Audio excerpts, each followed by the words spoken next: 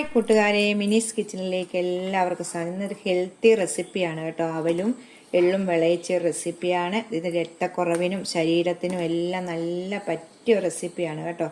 അപ്പം ഞാൻ ഇത് ഉണ്ടാക്കിയിട്ടുണ്ട്. അപ്പം വീഡിയോയിലേക്ക് പോകുന്നതിന് മുമ്പ് വീഡിയോ കണ്ട് ഇഷ്ടപ്പെടുവാണ് ലൈക്ക് ചെയ്ത് ഷെയർ ചെയ്ത് കമൻറ്റ് ചെയ്ത് സബ്സ്ക്രൈബ് മറക്കല്ലേ. ഹൈപ്പ് എന്ന് പറയുന്ന ഓപ്ഷനും കൂടെ ഞെക്കാൻ മറക്കല്ലേ.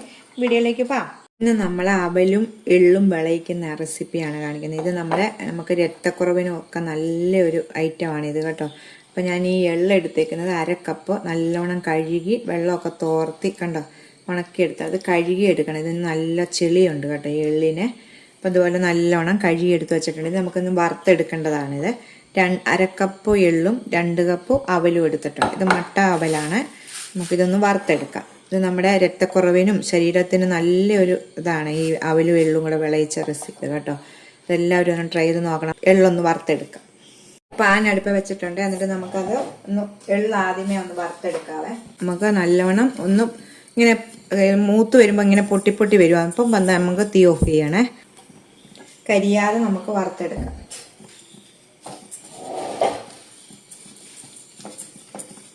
തീ കുറച്ച് വെച്ച് നമുക്ക് നല്ലോണം അതൊന്ന് വറുത്തെടുക്കാം. ഇത് നമ്മൾ ഇച്ചിരി കഴിയുമ്പോൾ ഇങ്ങനെ അരി വറുക്കുമ്പം പൊട്ടുന്ന പോലെ പൊട്ടി പൊട്ടി വരും മൂക്കുമ്പോഴത്തേക്ക് കേട്ടോ. കരിഞ്ഞു പോയാൽ കഴിക്കും നമ്മുടെ ഈ റെസിപ്പി.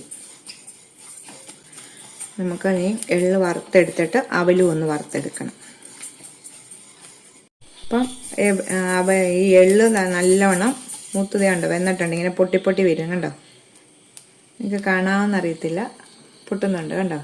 ഇതാണ് പരുവം. ഈ സമയമാകുമ്പോൾ നമ്മൾ മാറ്റണം. അപ്പം നല്ലോണം മൂത്തിട്ടുണ്ട് ഇത്.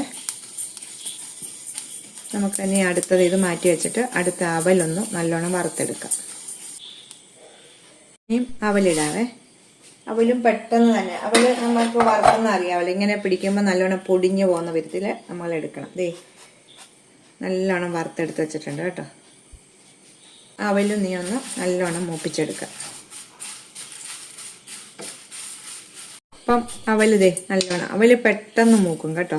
ഇത് കണ്ടോ, ഇതാണ് പരുവം.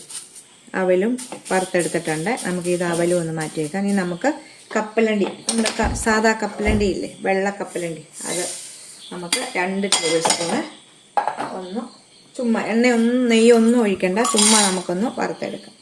2 ടേബിൾ സ്പൂൺ.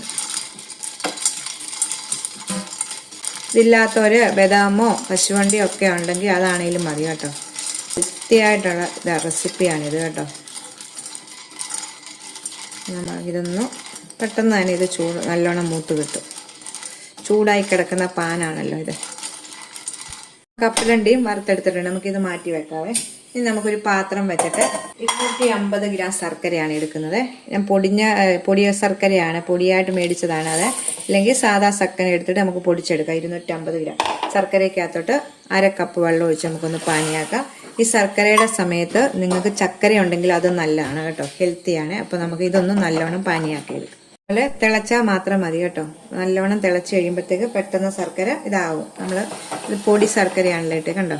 നമ്മൾ തിളച്ച് കഴിഞ്ഞപ്പോൾ നമുക്ക് തീ ഓഫ് ചെയ്യാവേ. പാൻ അടുപ്പ് വെച്ചിട്ടുണ്ട്. ഇതിലേക്ക് 1.5 ടേബിൾ സ്പൂൺ നെയ്യാണ് വയ്ക്കുന്നത്. നെയ്യ് തന്നെ ഒഴിക്കാൻ ശ്രദ്ധിക്കണം കേട്ടോ. നെയ്യ് ഇട്ടിട്ടുണ്ട്. 1.5 ടേബിൾ സ്പൂൺ നെയ്യ് ഇട്ടിട്ട് നെയ്യ് നല്ലോണം ഒന്ന് ചൂടാകട്ടെ. ഈ ചൂടാകുമ്പോൾ അതിലേക്ക് 1 കപ്പ് തേങ്ങയാണ് ഇടേണ്ടത്. നെയ്ക്കകത്ത് തേങ്ങ ഒന്ന് നല്ലോണം ഒന്ന് വരട്ടിയെടുക്കാം. ഒത്തിരി ഒന്നും മൂക്കണ്ട. തേങ്ങയുടെ ഈർപ്പം ഒന്ന് പറ്റിയാൽ മതി കേട്ടോ. ഒത്തിരി നിറം ഒന്നും മാറ്റിക്കല്ല തേങ്ങയുടെ. നമ്മൾ ഈ തേങ്ങയിലുള്ള ഈർപ്പം ഒന്ന് മാറിക്കഴിയുമ്പോഴത്തേക്ക് നമുക്ക് ഇതിലേക്ക് നമ്മൾ ഉരുക്കി വെച്ചേക്കുന്ന ശർക്കര പാനി ഒഴിക്കണം. അപ്പോൾ ഇത് വെള്ളമയൊക്കെ പറ്റിയിട്ടുണ്ട്. നമുക്കിതിലേക്ക് അരിച്ചിട്ട് ഒഴിക്കണം കേട്ടോ. ഈ പൊടിക്കകത്ത് കട്ടയൊന്നും ഇല്ല, എന്നാലും ഞാൻ ഒഴിച്ചിട്ട് ചേർക്കുന്നത് അരിച്ചിട്ടാണ്.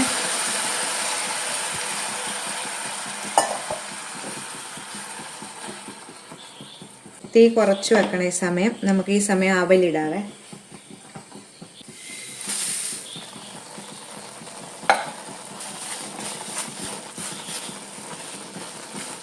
അവൽ ആദ്യം നമുക്കൊന്ന് ഇതിനകത്തൊന്ന് എടുക്കാം.